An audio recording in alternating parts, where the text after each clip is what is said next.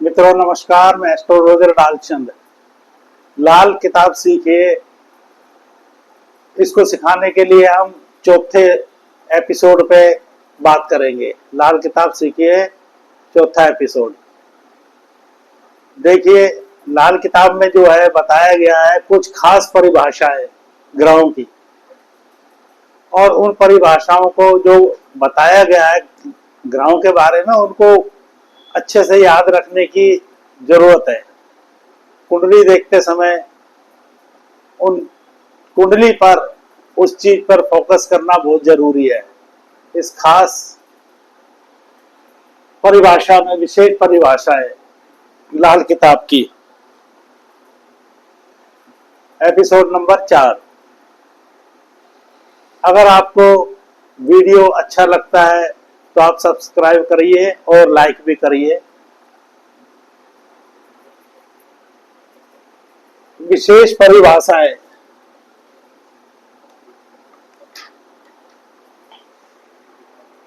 Number 1,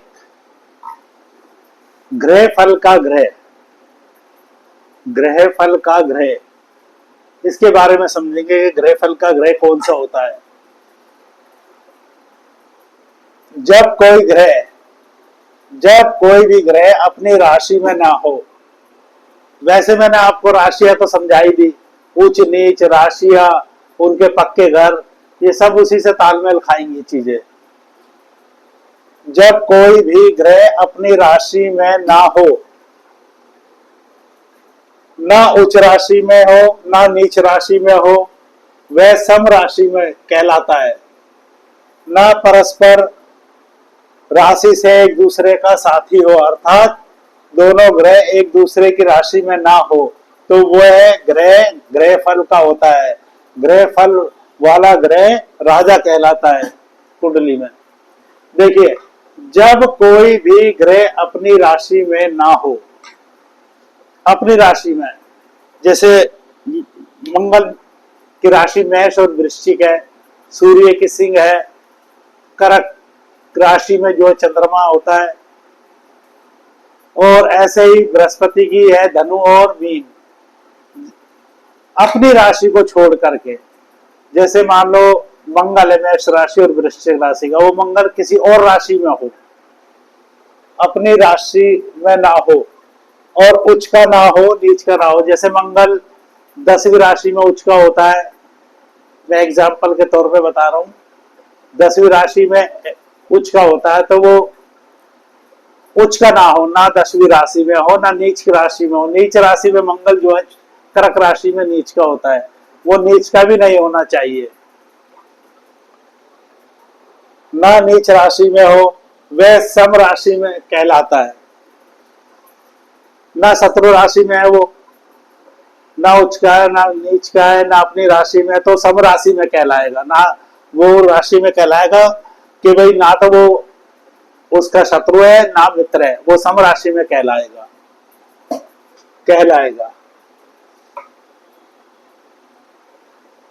अर्थात दोनों ग्रह एक दूसरे की राशि में ना हो। और जैसे कोई ग्रह, जैसे मंगल अपनी राशि परस्पर एक दूसरे का साथी ना हो राशि में, इसका मतलब यह है कि जैसे मंगल है, मंगल शनि की राशि में है, तब भी योग नहीं बनेगा। हम लेते हैं एग्जांपल, जैसे सूर्य है, सूर्य की राशि में मंगल आके बैठ गया, और मंगल की राशि में सूर्य आकर के बैठ जाए, जैसे सूर्य मेष राशि में आ गया या वृश्चिक राशि में आ गया और मंगल सिंह राशि में आ गया, तो भी ये योग इसमें लागू नहीं होगा। ये दोनों एक दूसरे की राशि में बैठेंगे तो योग खराब हो जाता है। ये होना नहीं चाहिए, एक दूसरे की राशि में नहीं होना चाहिए। जब कोई ग्रह अपनी राशि में ना हो, ना उच्च का हो ना नीच का हो, तो वह सम राशि में कहलाता है। ना परस्पर राशि से एक दूसरे की राशि में साथी हो, जैसे सूर्य की राशि में मंगल बैठ गया और मंगल की राशि में सूर्य बैठ गया, ऐसा भी नहीं होना चाहिए। तो वो ग्रह फल का ग्रह कहलाता है और राजा कहलाता है वो ग्रह। नंबर 2, राशि फल का ग्रह। देखिए राशि फल का ग्रह नंबर 2, जो ग्रह अपनी उच्च या नीच, मित्र, शत्रु की राशि के अतिरिक्त अपने कारक भाव को छोड़कर अन्य राशियों में बैठा हो, किसी दूसरे ग्रह के साथ परस्पर संबंध बना रहा हो, उसे राशि फल का ग्रह कहेंगे। वह शक की हालत का ग्रह होगा। जो बात ग्रह फल के ग्रह में थी उससे बिल्कुल उलट बात इस राशि फल के ग्रह में आ जाएगी। देखिए क्या कहते हैं, जो ग्रह अपनी उच्च राशि, नीच राशि या मित्र राशि, उच्च राशि, नीच राशि या मित्र राशि, मित्र की शत्रु राशि, मित्र शत्रु की राशि के अतिरिक्त अपने कारक भाव को छोड़कर अन्य राशि में बैठा हो। देखिए जो ग्रह अपनी उच्च नीच या मित्र शत्रु की राशि के अतिरिक्त अपने कारक भाव को छोड़कर अन्य राशि में बैठा हो और किसी दूसरे ग्रह के साथ परस्पर संबंध बना रहा हो, उसे राशि फल का ग्रह कहेंगे। अब बोर्ड पे आपको ये बार लिखा हुआ नजर आएगा, आप बार बार इसको पढ़ लेना। जो ग्रह अपने उच्च नीच या मित्र शत्रु की राशि के अतिरिक्त, इसका मतलब ये है कि जो ग्रह अपने मित्र राशि में ना हो, अपने मित्र राशि, अपने ग्रह उच्च नीच या मित्र राशि के अतिरिक्त अपने कारक भावों को छोड़कर अन्य राशि में बैठा हो। ना तो वो ग्रह उच्च का है ना नीच का है, और कारक भाव मतलब जैसे पक्के घर बताए मैंने। अब उदाहरण के तौर पे जैसे बृहस्पति को ले लीजिए। बृहस्पति ना तो अपनी राशि में है, ना मित्र राशि में है, ना उच्च में है, ना नीच में है, और पक्के घरों में जैसे बृहस्पति के 2, 5, 9, 11 पक्के घर होते, उनमें भी ना बैठा हो बृहस्पति। ये मैं एग्जांपल दे रहा हूं। छोड़कर अन्य राशि में किसी दूसरे ग्रह के साथ परस्पर संबंध बना रहा हो, या किसी इन सबको छोड़कर अन्य किसी राशि में बैठकर या अन्य किसी ग्रह से संबंध बना रहा हो, अन्य किसी राशि में बैठकर दूसरे ग्रह के साथ संबंध बना रहा हो, उसे राशि फल का कहते हैं। इसको आप बार बार पढ़ेंगे, समझेंगे, तब ज्यादा बहुत इंपॉर्टेंट है। अब देखिए कायम ग्रह जिसमें शत्रु की राशि की दृष्टि ना हो, पक्के घर का कारक ग्रह उसका शत्रु ना हो, ना ही कोई शत्रु ग्रह उसका साथी हो, उसे कायम ग्रह कहेंगे। मैं फिर पढ़ देता हूं। जिसमें कायम ग्रह जिसमें शत्रु ग्रह की दृष्टि ना हो, पक्के घर का कारक ग्रह उसका शत्रु ना हो, कोई शत्रु ग्रह उसका साथी ना हो, उसे कायम ग्रह कहेंगे। इसका मतलब ये है कि जिसमें शत्रु ग्रह की दृष्टि ना हो। जैसे कुंडली में कोई ग्रह बैठा हुआ है, अभी मैं आपको आगे जाकर के दृष्टियां बताऊंगा, ग्रहों की दृष्टियां बताऊंगा। जैसे मान लो सूर्य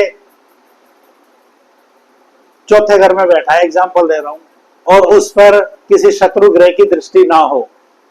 उसके शत्रु ग्रह कौन से? सूर्य के शुक्र, राहु, शनि, केतु भी माना गया है।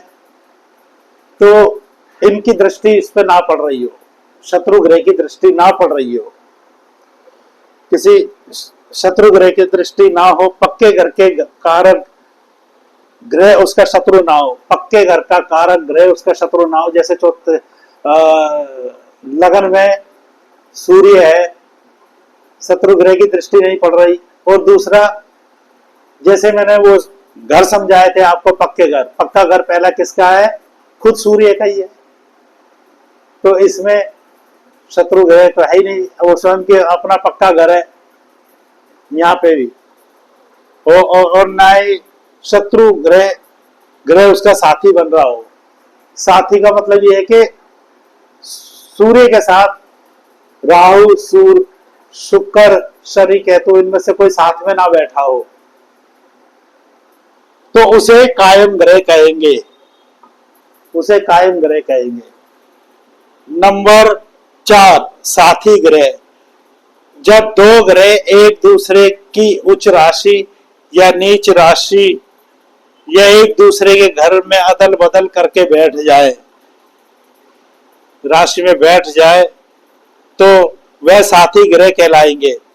यदि एक ग्रह दूसरे की राशि में बैठ जाए तो एक दूसरे की राशि में बैठ जाए तो भी साथी ग्रह कहलाएंगे।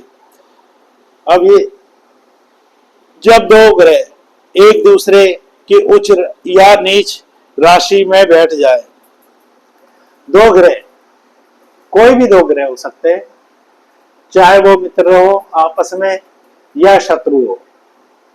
जैसे सूर्य को ले लीजिए, सूर्य जैसे सूर्य एक में उच्च का है और शनि 7 नंबर में नीच का है। अब शनि बैठ जाए 1 नंबर में नीच का होके और सूर्य बैठ जाए 7 में नीच का होकर के, या हाँ शनि बैठ जाए नीच का 7 नंबर में, क्योंकि वहां पे जो है शनि उच्च का होता है, और सूर्य के उच्च में जो है शनि बैठ जाए 1 नंबर में तो वो नीच का हो जाता है। अदल बदल हो गई दोनों की। ये जब दो एक उच्च या नीच में बैठ जाए, ऐसे ही उच्च या नीच में आपस में अदला बदली कर ले साथ, और एक दूसरे के घर में अदल बदल करके बैठ जाए। एक दूसरे का घर का मतलब यह है कि जैसे सूर्य का पक्का घर पहला और शनि का जो है पक्का घर 10वां।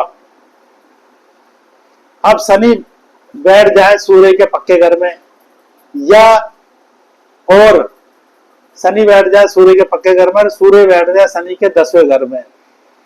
एक तो ये, और दूसरा ये कि शनि बैठ जाए सूर्य की राशि में, 5वीं राशि में, सिंह राशि में, और सूर्य बैठ जाए शनि की मकर राशि में, 10वीं राशि में।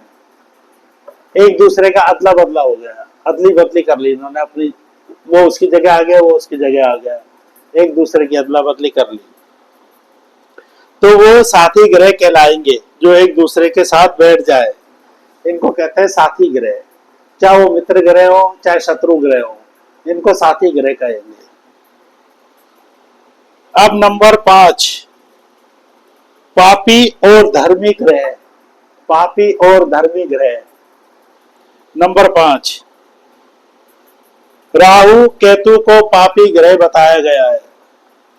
देखिए राहु केतु को पापी ग्रह बताया है, तो शनि को भी पापी ग्रह बताया है, लेकिन लाल किताब शनि को राहु स्वभाव हो, राहु स्वभाव शनि को पापी ग्रह बताया है। अब ये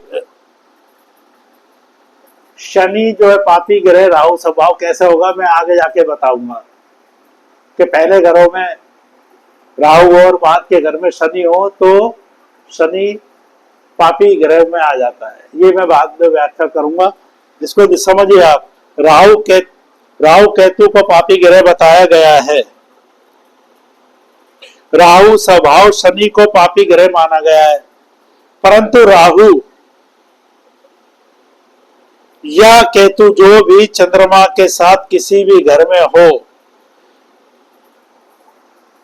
जैसे चौथा घर चंद्रमा का माता का घर है, माता का घर है। अब माता के घर में ये पापी ग्रह जो है कोई गड़बड़ नहीं करेंगे। कोई भी दिक्कत नहीं देंगे। प्रत्यक्ष रूप से तो कोई गड़बड़ नहीं करेंगे, गुप्त रूप से जरूर करेंगे ये। इस बात को मैं आपको बता देता हूँ कि चौथा घर माता का होता है। चौथा घर में माता की कसम खा के बोलते हैं कि हम इसमें कोई गड़बड़ नहीं करेंगे।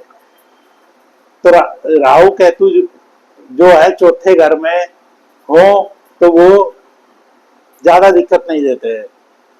या चंद्रमा के साथ हो तो भी वो अपनी माता की आन रखते हैं कि भाई चलो हमको ज्यादा गड़बड़ नहीं करेंगे, गड़बड़ करेंगे ही नहीं, लेकिन गुप्त रूप से तो करेंगे ही वो।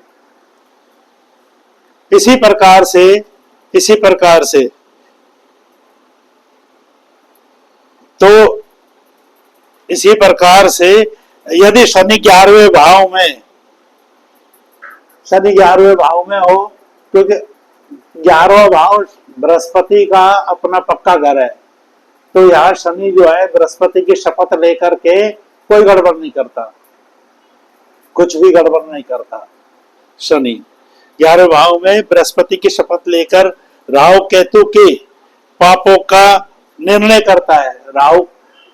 शनि 11 में बृहस्पति की जो है शपथ लेकर के राहु केतु के पापों का निर्णय करता है।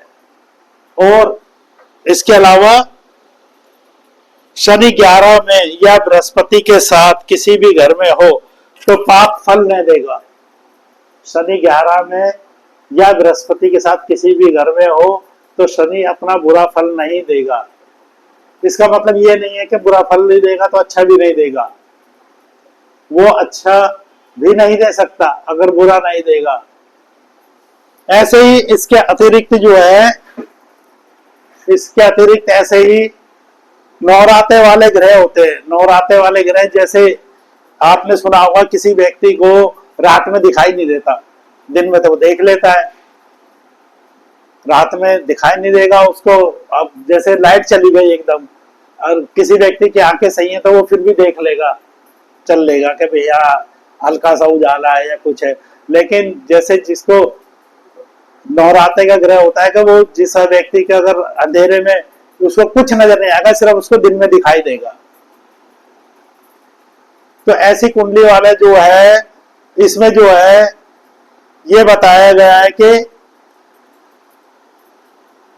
नौराते वाले ग्रह में अगर चौथे भाव में घर चौथे भाव में सूर्य हो, चौथे भाव में सूर्य हो और सातवें घर में शनि हो, सातवें घर में शनि हो, तो ऐसी कुंडली जो है नौराते वाली कुंडली होती है जो दिन में तो दिखाई देता है लेकिन रात को नहीं दिखाई देता।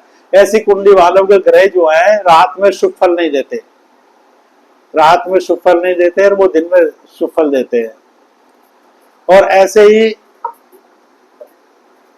अंधे ग्रह की कुंडली, अंधे ग्रह की कह लो या अंधे ग्रह की कुंडली जो है 10वें भाव से बनती है। जो 10वां घर है हमारा, 10वां घर कर्म का भी है, पिता का भी है, काम धंधे का है, मेन तो पिता से रिलेटेड भी है, सरकारी कामों से भी रिलेटेड है। तो 10वें घर में जब दो ग्रह आपस में शत्रु हो, 10वें घर में दो ग्रह आपस में शत्रु हो, जैसे सूर्य शनि या बुध केतु और शुक्र बृहस्पति, कोई भी दो ग्रह हो, जैसे मंगल और शनि लगा लो, कोई भी दो शत्रु है, तो ऐसी कुंडली जो है कुंडली के ग्रह अंधे ग्रह कहलाएंगे। अंधे ग्रह इसलिए कि 10वें घर में शनि की राशि मकर की पड़ती है। 10वीं राशि का संबंध हमारी आंखों की दृष्टि से भी है, आंखों से भी है। तो यहाँ पर जो दो ग्रह आते हैं आपस में, जो शत्रु है वो लड़ते हैं और शनि के प्रभाव के कारण से लड़ करके उनकी दृष्टि इतनी कमजोर हो जाती है इसको मैं एग्जांपल देके बता रहा हूँ कि दृष्टि कमजोर हो जाते हैं, वो लड़के कमजोर हो जाते हैं।